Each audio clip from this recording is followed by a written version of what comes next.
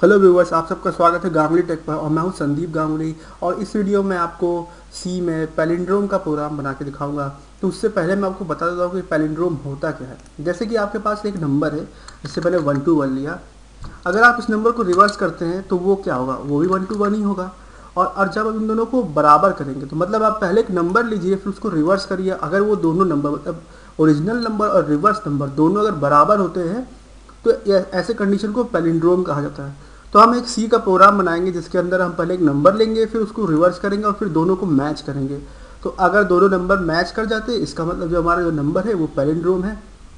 और अगर नहीं करता है तो पैलिंड्रोम नहीं है। कंडीशन चेक करने के लिए हम लोग इफ एल्स का यूज़ करेंगे। और इसमें मैं आपको फंक्शंस के ज़रिए दिखाऊंगा प्रोग्राम बना के, मतलब मैं फंक्शन का भी यूज़ करूँगा। और अगर आपको ये सब चीज़ें नहीं आती है तो आप मेरे सी प्रोग्रामिंग ट्यूटोरियल सीरीज़ मेरे चैनल पर जाके देख सकते हैं। उसमें मैंने सारे कॉन्सेप्ट जो भी जितने भी टॉपिक्स हैं सी के उनको कवर किया, उनको समझाया। तो सबसे पहले मैं एक नई फाइल खोल लेता हूँ। उसके बाद मैंने इसको सेव कर दिया, मैंने इसका नाम रखा पैलिंड्रोम। उसके बाद मैंने लाइब्रेरी फाइल को इंक्लूड कर दी और यहाँ पे मेरा studio.io.x हो गया। उसके बाद मैं यहाँ पे सबसे पहले एक फंक्शन बनाऊंगा जो हमारा नंबर रिवर्स करेगा और नंबर को रिवर्स करने के बाद उस वैल्यू को रिटर्न करेगा। और जो हमारा नंबर होगा वो इंटीजर टाइप का होगा। और क्योंकि जो हमारा जो फंक्शन है वो इंटीजर टाइप की वैल्यू को रिटर्न कर रहा है तो इसलिए हम लोग INT लिखेंगे सबसे पहले। मतलब जो फंक्शन का हमारा टाइप होगा इंटीजर होगा और इसका नाम मैंने रख दिया रिवर्स। और ये जो है अपने ये फंक्शन आर्ग्यूमेंट्स में एक वेरिएबल लेगा जो कि इंटीजर टाइप का होगा। जब भी हम इस फंक्शन को कॉल करेंगे अपने मेन फंक्शन में तो हम इसमें एक वैल्यू पास करेंगे जो कि हमारा ओरिजिनल नंबर होगा। वो उस नंबर को लेके उसको प्रोसेस करके रिटर्न कर देगा रिवर्स नंबर को।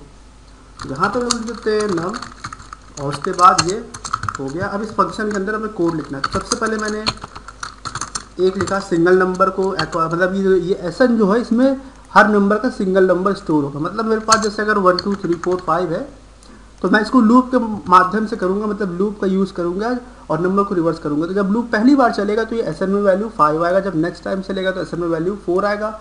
और इसको मैंने अपने पीछे के कुछ वीडियोस में भी डिस्कस किया जिसमें मैंने नंबर रिवर्स करने दिखाया। अगर आपने वो वीडियो अभी तक नहीं देखा तो आप वो भी देख लीजिए, उससे आप समझ जाएंगे कि नंबर कैसे रिवर्स करना है। तो अब हमने ये और दूसरा हम वेरिएबल जो डिक्लेयर करेंगे उसका नाम रेव रखेंगे और ये इक्वल टू 0 होगा। और इस नंबर को जो है इसमें जो है ये रिवर्स नंबर स्टोर होगा इस नंबर को। तो अब इसको प्रोसेस करने के लिए हम लोग सबसे पहले वाइल लूप लगाएंगे। फिर हमने नम यहाँ पे लिख दिया और उसके बाद हमें ये कोड लिखना है। कैसे, तो सबसे पहले एसन में हमें कोई जो भी नंबर होगा उसकी लास्ट वैल्यू को हमें एक्वायर करना है। वो कैसे करेंगे, मॉडुलर डिवीजन से। तो यहाँ पे हमें लिखना है नम मॉडुलर डिवीजन का ऑपरेटर और उसका 10 इसलिए लिख रहे हैं क्योंकि हमें आखिरी से केवल एक नंबर से, जैसे मान लो 4 5 है तो जब हम इसको डिवाइड करेंगे तो हमारे पास केवल एक नंबर ही ये रिटर्न करेगा। अगर हमें 2 नंबर चाहिए तो हम यहाँ 100 लिखते हैं, क्योंकि हमें एक ही चाहिए तो हम यहाँ 10 लिखेंगे। और उसके बाद हम नेक्स्ट काम करेंगे रेव। इसमें जो है हमें नंबर को रिवर्स करना होगा। तो इसके लिए रेव मल्टीप्लाइड बाई 10 प्लस 5 नहीं एसन।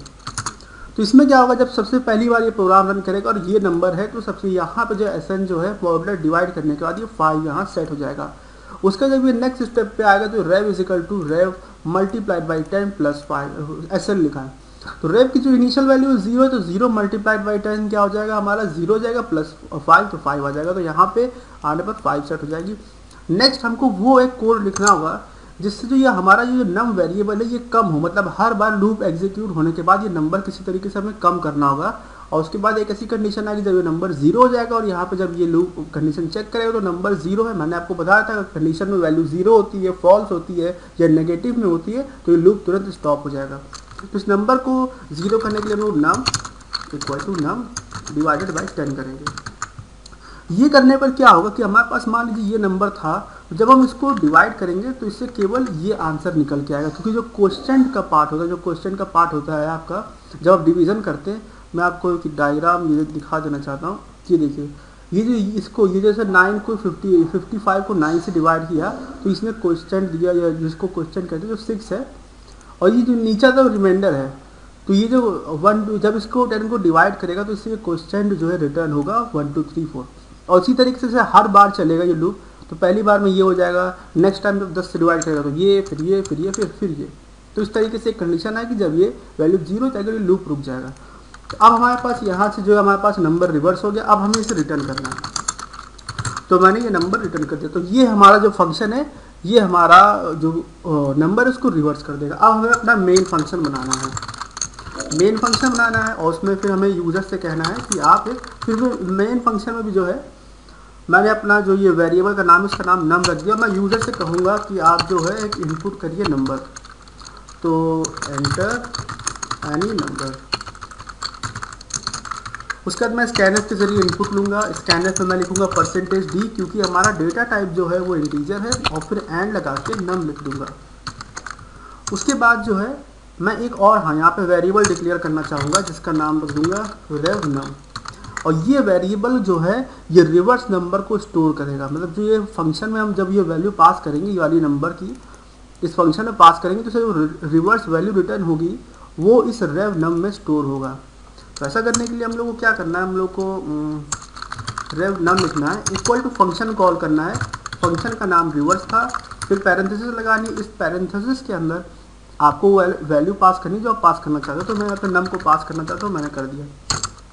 उसके बाद मैंने कंडीशन चेक करी, if rev num equal to num, मतलब ये जो रिवर्स किया और जो ये नंबर आया है फंक्शन से अगर वो बराबर है ओरिजिनल नंबर के जो हमने इनपुट लिया है तो इसका मतलब हमारे जो है ये पैलिंड्रोम है, और अगर ऐसा नहीं है तो फिर नहीं है। तो हमें मैसेज क्या प्रिंट करना है, अगर ये कंडीशन ट्रू हो तो हमें लिखना है %d इज पैलिंड्रोम, ये लिखना है, और ये %d के लिए हमको नम आपका प्रिंट करा देना है। और चाहे तो आप ये भी लिख सकते हैं %d इज पैलिंड्रोम, और मैं इसके आगे रिवर्स क्या नंबर आया वो भी दिखाना चाहूँगा। तो मैंने %d एक और लिख दिया और कॉमा लगाया और rev num लिख दिया क्योंकि हमें इस वाला जो %d है इसके आउटपुट में ये रिवर्स नंबर दिखाना है।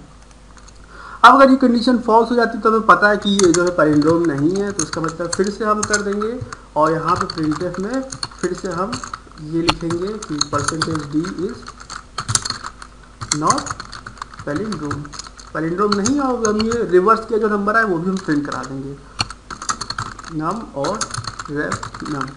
तो इस तरीके से हमारा प्रोग्राम कंप्लीट हो गया। अब जो है हम ये रिटर्न 0 कर लेते हैं। आप एक बार ये फिर से मेन फंक्शन हमारा देख लीजिए, और इसके बाद जो है मैं इस प्रोग्राम को कंपाइल करता हूँ और फिर मैंने इसे रन किया। तो उसने कहा कोई भी नंबर डालिए। अब हमें पता है कि इसे हमने अभी आपको एग्जाम्पल में बताया था कि 1 to 1 जो है पैलिंड्रोम होगा। क्यों होगा, क्योंकि जब 1 to 1 को आप रिवर्स ऑर्डर में लिखेंगे तो वो 1 to 1 ही होगा। तो सबसे पहले हम चेक करते हैं 1 to 1 जो है, तो आप देख सकते हैं 1 to 1 इस पैलिंड्रोम, और जो नंबर रिवर्स करके आए वो 1 to 1 ही आएगा। अब हम कोई ऐसा नंबर देते हैं जो कि पैलिंड्रोम नहीं होगा, तो 4 5 6 9 तो जो है हमें पता है कि नंबर पैलिंड्रोम नहीं होगा क्योंकि जब आप इसे रिवर्स करेंगे तो 9654 आएगा।